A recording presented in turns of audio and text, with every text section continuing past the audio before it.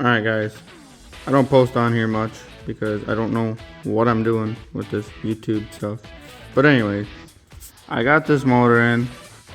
It's the built 360, mild build I guess. It's got cam, board 30 over, heads are deck 25 thou. It's got a Holley Brawler carb on it, 4-row aluminum radiator. And I got her all mocked up. Most of everything's in. I have a fuel system just ran to the jerry can right now, and then I had some of my gauges hooked up, and I was ready to fire it. Started it yesterday, ran for like 2 seconds, and coincidentally at the same time I was checking for oil pressure, and my oil pressure gauge went to max. This is actually the second oil pressure gauge because I wanted to double check. And both oil pressure gauges maxed out. And couldn't figure out why. Something had to be, wrong, obviously. So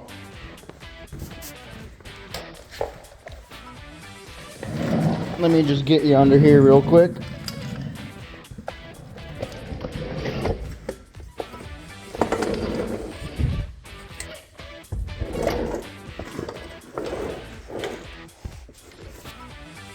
So when I started the engine and realized I had really high oil pressure,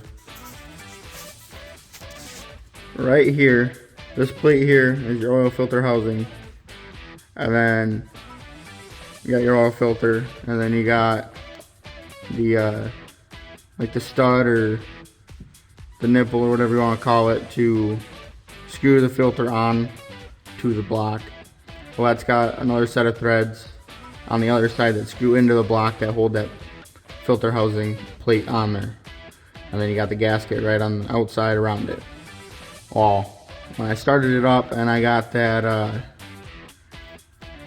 oil pressure maxing out my pressure gauge, it would just pour out of this gasket housing every time I did anything more than idle at all, and she just puked right out. So I did a bunch of research. I couldn't find too much on this, so I guess that's why I'm making this video. But I pulled the pan off, and I went and I pulled my pump off. So in the pump here, I will go show you what I found. Alright, so for example, here's my pump. Took it out.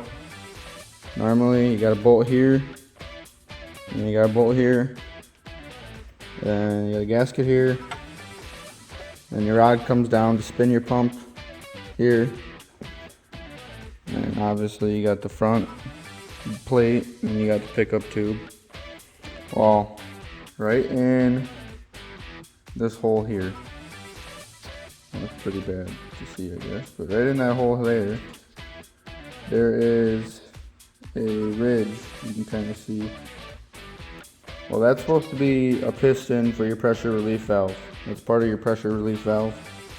And then you have a spring and a cap, and then you got a cotter pin that goes through this hole here.